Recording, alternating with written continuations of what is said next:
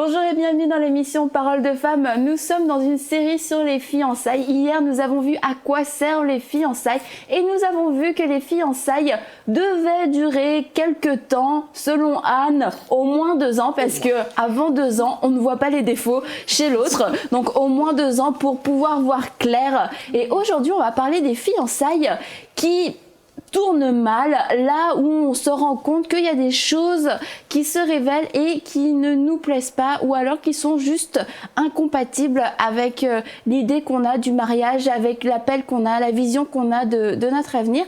Et nous avons le plaisir de recevoir le pasteur Hermione, bonjour, qui nous vient toujours du Bénin, toujours l'épouse du pasteur Edgar, et qui ont 5 enfants ensemble. Et c'est ça, vous êtes pasteur depuis de quelques années, et vous avez accompagné, comme on l'a dit déjà, plusieurs couples, et vous avez dû aussi, j'imagine, assister des couples qui sont passés par cette étape où finalement ils se sont rendus compte que les fiançailles, au cours des fiançailles, qu'il y avait une incompatibilité. Ouais. Souvent, on remarque une certaine incompatibilité en matière de fiançailles, et je pense que, comme on dit, il n'y a pas de chemin pour celui qui ne sait pas où il va. Donc, quand vous êtes dans la période de fiançailles, que vous observez, puisqu'on a dit que c'est la période d'observation, de rencontre, et que vous voyez qu'il y a certaines choses qui ne marchent pas, vous n'êtes pas du tout compatibles, eh bien, on peut rompre les fiançailles. C'est écrit dans la Bible, nous avons vu avec Marie et Joseph. Marie, qui était la fiancée de Joseph, Marie était avec Joseph, était déjà destinée à Joseph, il ne reste qu'à formaliser tout simplement. Eh bien, Joseph se rend compte que Marie, elle est enceinte. Mais comment ça se passe? Parce qu'il y a l'abstinence, on se protège, il n'y a pas de rapport sexuel. Mais comment elle fait pour devenir enceinte? Alors Joseph va proposer à Marie de rompre secrètement les fiançailles. Donc on peut rompre les fiançailles, mais ça dépend de la manière avec laquelle on rompt les fiançailles. Sinon que c'est possible. Et il y a une bonne façon de le faire et une mauvaise façon de le faire. Et on voit que Joseph, la Bible nous dit que c'était un homme de bien, qu'il a voulu le faire sans diffamer Marie. Puis on va en reparler tout à l'heure au cours de l'émission. Et il y a aussi des bonnes et des mauvaises raisons de le faire. On ne peut pas chercher la perfection parce que l'autre n'est pas parfait, ben on va se séparer. Là, ça va être des séparations en séparation. Ça n'aboutira jamais à rien. Mais il arrive quelquefois que pendant les fiançailles, on découvre vraiment des points qui font qu'on ne peut pas marcher ensemble, et plus que des défauts, même pas des défauts, mais que ces choses-là qu'on découvre, quelquefois c'est plus grave, parce que quelquefois ça va être du mensonge ou de la manipulation. Une femme qui découvre que son futur mari l'a déjà trompée pendant le temps des fiançailles, est-ce que c'est une bonne chose? Est-ce que c'est une bonne décision pour elle que de rompre les fiançailles, ou est-ce qu'elle est en train de passer à côté de sa chance? Oui, c'est vrai que dans la période de fiançailles, il peut y avoir des mensonges et des manipulations qui peuvent être quand même, qui peut amener la fiancée ou le fiancé à rompre les fiançailles, tout comme ça peut aussi ne pas les amener à rompre. Ça dépend de quel mensonge il s'agit, de quelle manipulation il s'agit. Quelqu'un qui, par exemple, orchestre toute sa vie sur du faux, si vous partagez votre vie avec cette personne, c'est fort probable que cette personne ne changera jamais. Parce que qui a bu boira. Qui il est, si déjà il n'a pas l'honnêteté de s'exprimer ou de dire honnêtement qui il est, ce ne serait pas possible. Et moi, je pense que, je donne un exemple, lorsque j'ai rencontré mon époux, tout de suite, je lui ai dit, voilà, je suis une fille de telle famille, voilà ma vision, voilà mes faits, voilà mes erreurs dans la vie, voilà ce que moi-même je reconnais comme défaut. Tout de suite, je n'ai pas pensé à ce qu'il s'en aille juste sur ça. Mais il était tombé des nues. Il dit, mais attendez, vous êtes africaine sincèrement ou vous avez vécu en Occident? Je dis, ben non, je suis africaine sincèrement. J'ai grandi en Afrique, c'est vrai, je suis sortie de l'Afrique, mais je peux dire, je suis une pure africaine, un peu produit d'Afrique. Il dit, mais waouh! Je dis, mais pourquoi? Il dit, mais j'ai jamais vu une femme, pas pour dire que les Africaines ne sont pas honnêtes, hein, pour dire que j'ai jamais vu une femme aussi directe sur ses défauts. Ouais, transparente. Je dis, ben oui, ben je te dis qui je suis. C'est à toi maintenant de voir si vraiment je corresponds à ce que tu veux. Je n'ai pas à cacher ma vie, puisque toute ma vie, je la partagerai avec toi. Que je monte aujourd'hui, que je fasse de la manipulation aujourd'hui, te dire qui je ne suis pas, ça voudrait simplement dire que je n'envisage pas aller loin avec toi. Mais si j'envisage aller loin avec toi, toutes ces choses sont supposées être mises à nu un jour, tu vas les découvrir. Et pourquoi te mentir sur ces choses-là? Donc, je te dis qui je suis, honnêtement. Et je pense que c'est ça d'ailleurs qui a créé le clic dans sa tête. Il s'est dit, bon voilà, quelqu'un qui est quand même honnête et franc, qui peut me dire vraiment... C'est un double tranchant, c'est peut-être trop honnête, des fois ça peut faire fuir le gars. En tout cas, il faut arbitrer. Non, mais ça ne peut pas faire fuir quand même celui qui est vraiment sincère. Celui qui est pragmatique. Et donc, moi, je dis tout de suite, c'est ça, et puis on avance. Et quand je fais une erreur, tu me demandes, ben, c'est toi qui l'as dit, ben, ça peut te choquer, ça peut être mal vu, mais je te dis tout de suite, oui, c'est moi, je n'ai pas à mentir. Et donc, le mensonge, ça dépend de quel mensonge c'est. On ne va pas dire que c'est bon de mentir, il n'y a pas de petit péché. Comme on dit, il n'y a pas de péché mignon. Un péché, c'est un péché, que ce soit mignon, petit ou grand. Un péché, c'est un péché. Et donc, quand, du coup, vous êtes dans la période des fiançailles et que l'autre vous ment, et vous découvrez qu'il y a beaucoup de manipulation, tout de suite, il faut s'arrêter et pratiquer peut-être Amos 3.3. Voici c'est quel esprit qui anime cette personne. C'est une faiblesse. Si c'est une faiblesse, alors vous travaillez à ça, vous priez, vous invitez maintenant le Saint-Esprit à corriger, parce que seule l'onction du Saint-Esprit peut transformer les gens efficacement à l'intérieur d'eux. L'onction du Saint-Esprit travaille en nous. L'onction du Saint-Esprit nous ouvre les yeux sur nos défauts, sur ce qui n'est pas bien, nos péchés. Et quand c'est comme ça, nous allons devant Dieu à visage découvert pour dire, voilà qui je suis, Seigneur. Vraiment, je ne peux pas changer, je n'ai pas de force, mais aide-moi. Et du coup, il faut s'abandonner entre les mains du Saint-Esprit pour transformer la personne. Il faut aussi un temps. Mais si après plusieurs essais, la personne demeure toujours dans le mensonge, dans la manipulation, moi je pense qu'il faut rompre sans diffamer, surtout sans diffamer. Il faut rompre avec la personne secrètement. Je pense qu'on peut aussi se poser la question parfois sur le salut de la personne. On sait que c'est répandu, hein, il y a des gens qui vont dans les églises, c'est plus répandu chez les hommes, mais je pense qu'il y a peut-être des femmes qui le font aussi, qui vont à l'église chercher une femme, chercher un mari, parce que c'est des bonnes personnes, c'est ça.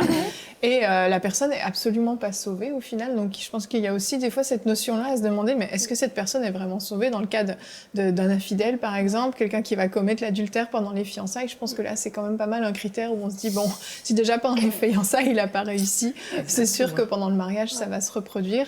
Et comme vous le dites, il n'y a pas de petits, de grands péchés. Je pense que vraiment, il y a des choses sur lesquelles on ne doit pas passer par-dessus, et puis savoir se préserver, fermer les yeux, exactement, mais dire, là, qu'est-ce qui se passe? C'est grave ce qui s'est passé, c'est quelque chose que je ne veux pas accepter dans ma vie de couple, et puis savoir dire, bah là, vaut mieux arrêter maintenant, parce que c'est déjà la catastrophe pendant les fiançailles, donc qu'est-ce que ça va donner plus tard? Moi, j'avais entendu le témoignage d'un couple qui était fiancé, ils se sont séparés.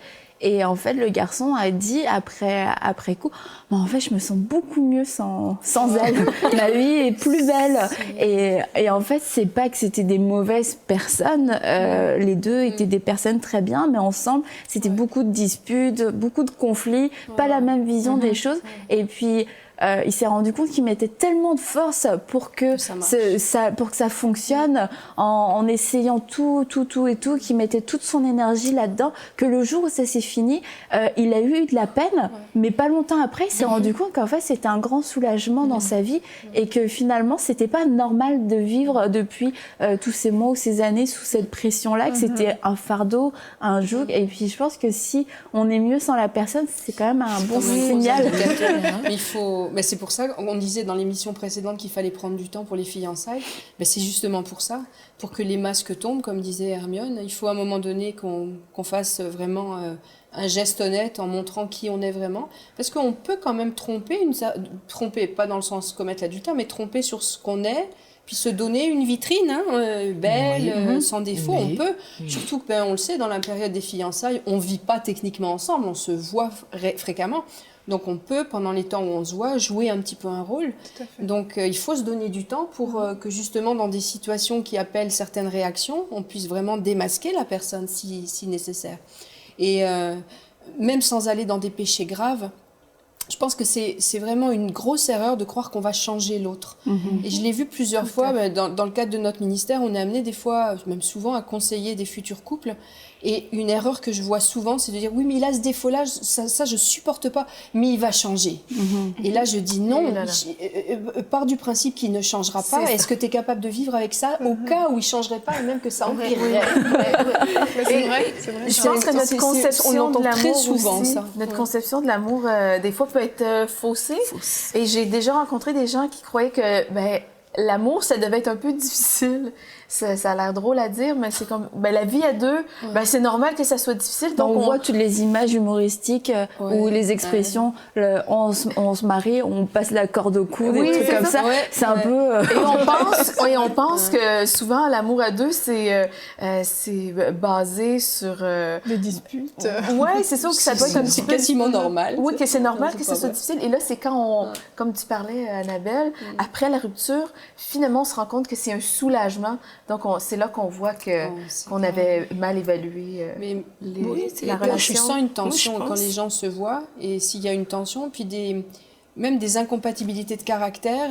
Je me souviens d'un couple qui s'était marié malgré les conseils qu'on avait pu donner. Elle était très vivante, elle aimait sortir, voir du monde, faire du sport. Et lui était très casanier, très je reste tout le samedi dans mon salon, sur mon sofa, venez pas m'agacer. Et on voyait, le regard extérieur, c'était clair qu'il y avait une incompatibilité majeure. Ils se sont quand même entêtés, ils se sont quand même mariés, et 10 ans après, ça a fait une catastrophe. Entre-temps, il y a eu 2 enfants, mais ça a fait une catastrophe parce que ces choses-là ne changent pas. Ouais. Le gars est toujours resté aussi casanier, la fille toujours aussi pleine de vie, extravertie, et c'est devenu intolérable dans leur couple à un moment donné. Et j'allais dire, dans la période des fiançailles, le regard des amis, des parents, des proches est vraiment important, parce que si nous on est aveuglés, eux vont certainement voir des choses que nous on ne voit pas encore, et il faut les écouter dans une certaine mesure, mais je pense qu'il faut respecter aussi... quand quelqu'un te tire une sonnette d'alarme, il faut l'écouter. Ouais. Moi, je voudrais juste ajouter pour dire que c'est vrai qu'on ne peut pas changer l'autre. La meilleure façon de transformer l'autre, de changer l'autre, c'est de commencer par se changer soi-même.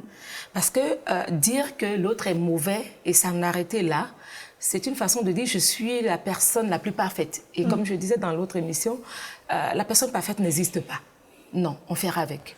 Et le mariage, quand même, c'est une forme de sacrifice, de sacrifier un peu une partie de soi, ou de mettre, d'agencer les pièces du puzzle de chaque personnalité pour que ce soit quelque chose qui donne, qui fait bon à voir, qui fait bon à vivre, pour qu'il y ait vraiment de l'harmonie interne. Et donc, quand chaque personne veut demeurer qui il est, avant de rencontrer l'autre, demeurer qui il est en rencontrant l'autre, demeurer qui il est en entrant dans le mariage, ça ne peut pas marcher. Quel que soit ce qu'on va faire, les prières, quel que soit ce qu'on va faire, jamais ça ne marchera pas. Il faut déjà que les fiancés se mettent à l'esprit, oui, j'ai ma personnalité, il a sa personnalité, nous devons vivre ensemble, et pour que l'harmonie soit, il faudrait que je laisse tomber certaines choses par rapport à la parole. C'est pourquoi je ramène toujours la parole comme le référentiel, en fait. Qu'est-ce que Dieu dit? On ne se marie pas pour subir le mariage.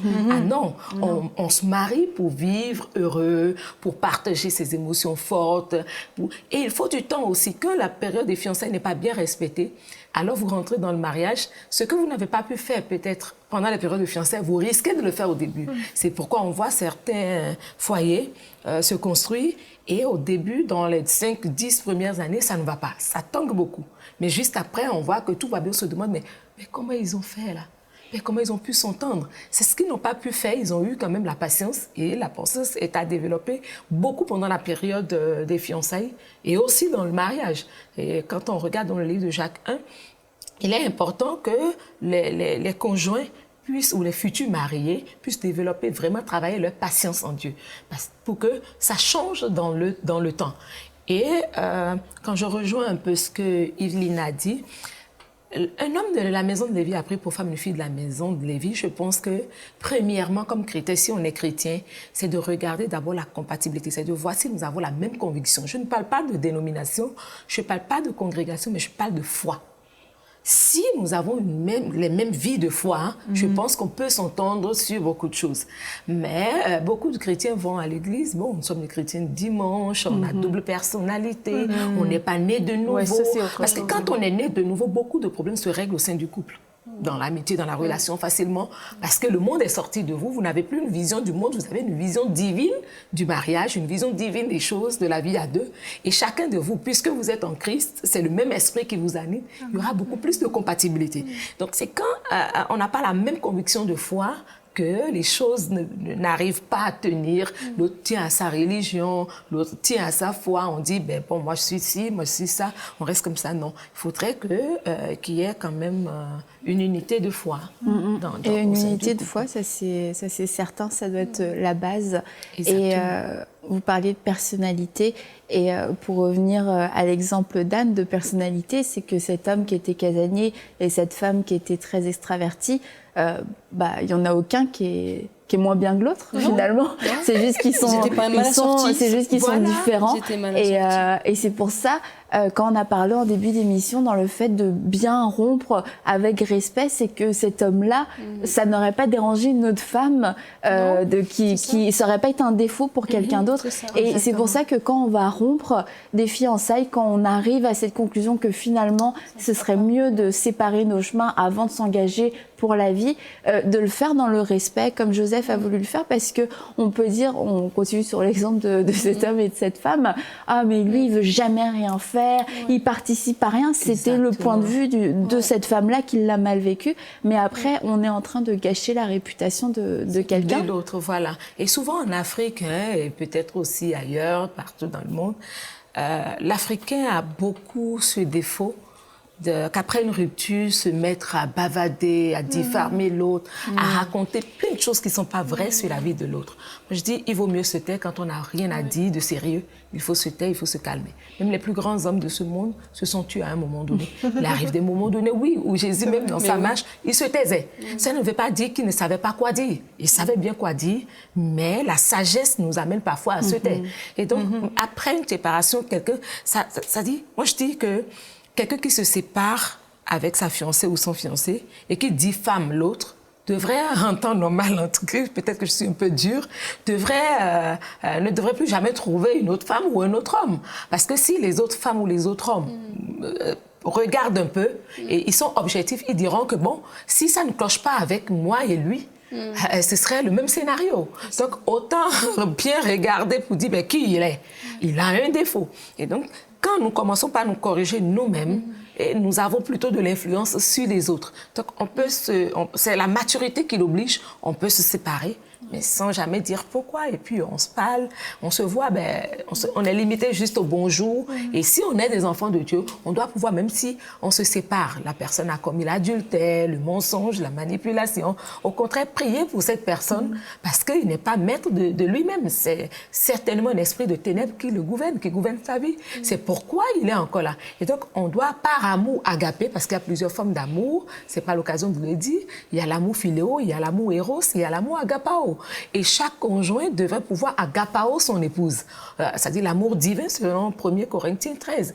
C'est-à-dire l'amour qui accepte, qui supporte, qui corrige, qui ne se vante pas, qui ne s'enfle pas d'orgueil. C'est-à-dire, c'est cet amour que nous devons avoir. Si nous avons cet amour et non l'amour éros, qui est simplement basé sur le sexe, je pense que nous serons beaucoup plus objectifs. Ou l'amour philéo, l'intérêt, je l'aime parce qu'il a de l'argent, je l'aime parce qu'il est beau, je l'aime parce qu'il est d'une bonne famille, je l'aime parce que j'aurai mes papiers. Et c'est souvent le problème en Occident. Oui, je l'aime parce que, c'est pas une forme d'intérêt. Voilà, par intérêt, le philéo, parce que je peux avoir rapidement les papiers, peut-être canadiens ou français, donc rapidement je me mets là juste pour obtenir ce que je veux, plus je pas. Ça, c'est pas de l'amour, c'est vraiment de l'intérêt. Quand on a le vrai amour pour l'autre et quand on se sépare, on n'a pas besoin de diffamer, mais au contraire, on prie pour que cette personne puisse rencontrer l'âme sœur. Il y avait quelque chose pendant que vous parliez, Almond, vous parliez de l'entourage à un moment donné de votre intervention. Et parmi les personnes qui nous écoutent, il y en a certainement qui peuvent être concernées par ça. Il faut éviter de faire de la pression sur des fiancés. Oui. Quelquefois, les familles ont peur du qu'en dira-t-on, s'il y a une séparation, si les fiançailles ne vont pas au bout. Et je pense qu'il ne faut mettre aucune pression et que l'intérêt des fiancés est plus fort que l'intérêt de la réputation de la famille. Parce qu'il y a des familles comme ça qui font pression sur des fiancés pour qu'ils aillent au bout, qu'ils se marient. Et ça fait des catastrophes parce que justement, les fiançailles sont là pour permettre, si jamais il y a incompatibilité, de se séparer. Oui. Et si on fait pression sur eux pour qu'ils se marient quand même, en essayant d'arrondir les angles, en disant « mais non, vous n'allez pas faire ça, maintenant vous êtes fiancés, on ne peut pas faire ça ». Et c'est grave parce qu'on empêche, on leur ferme une porte qui est encore ouverte.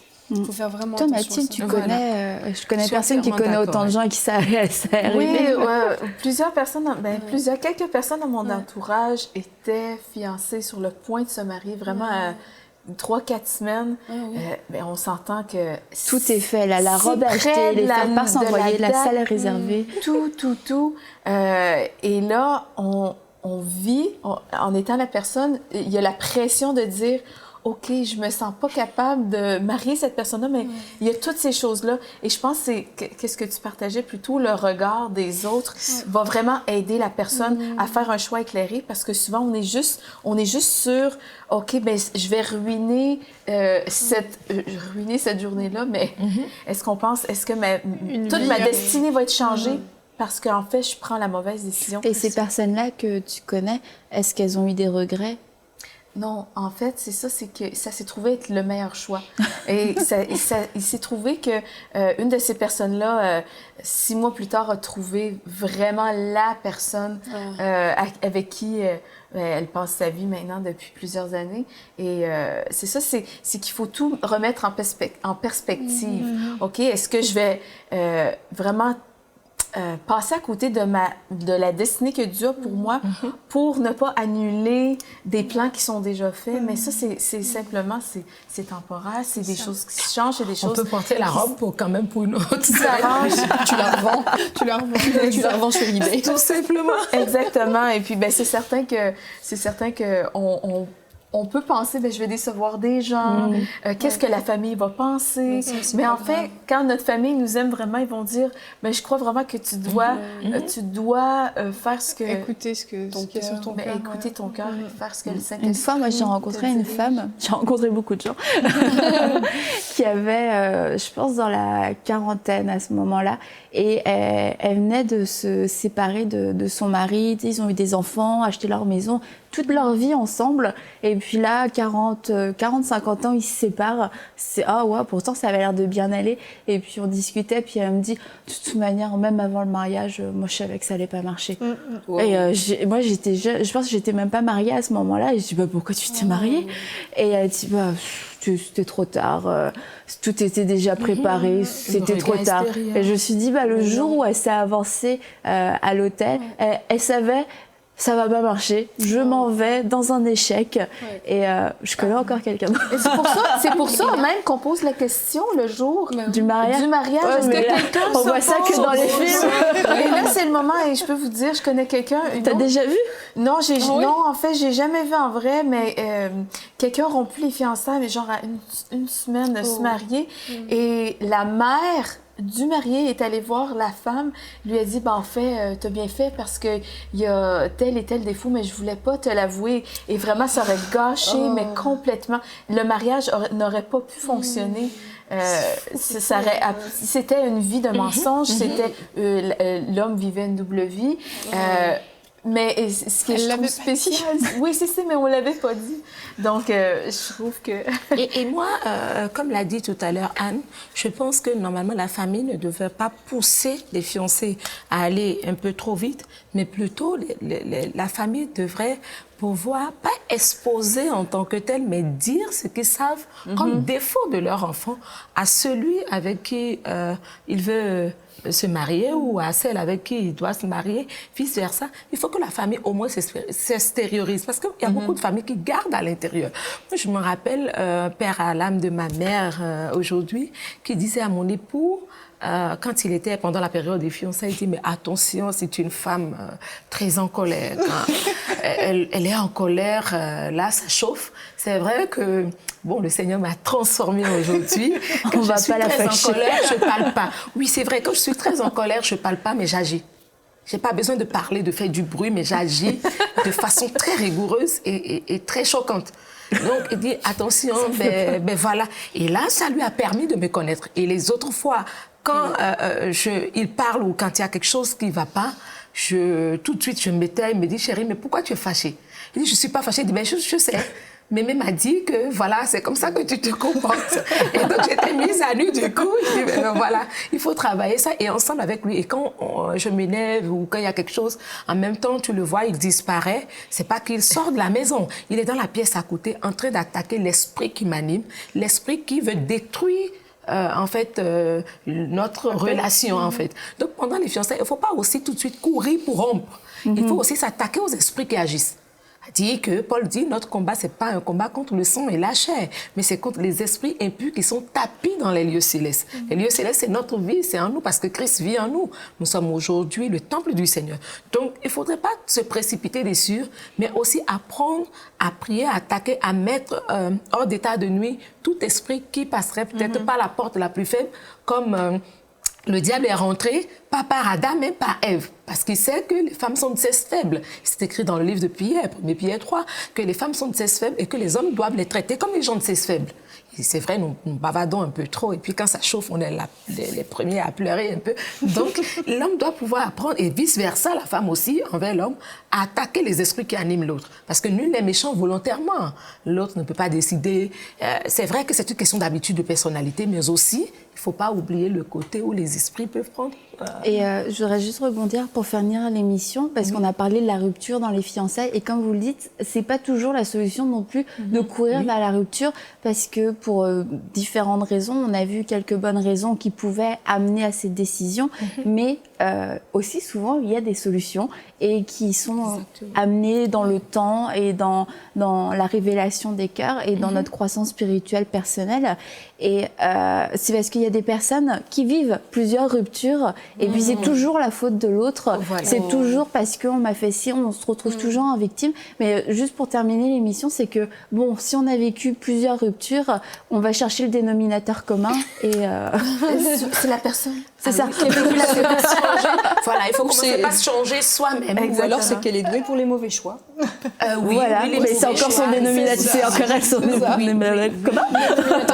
Et puis moi, je pense que le pire n'est pas dans la rupture. Il vaut mieux aller à ça, si ça se présente pour nous. C'est le meilleur cadeau qu'on pourrait avoir de la vie de Dieu et tout, que de rentrer dans le mariage pour devoir se séparer après. Parce que le divorce est trop long. Le divorce n'est même pas conseillé. Le divorce, si c'est à éviter, il vaut mieux l'éviter au maximum. Alors, avant d'y entrer, il vaut mieux le faire à l'entrée. C'est plus compliqué les démarches du divorce que divorce plutôt que de rentrer juste pour sauver les apparences. Tout compte fait, les masques vont tomber.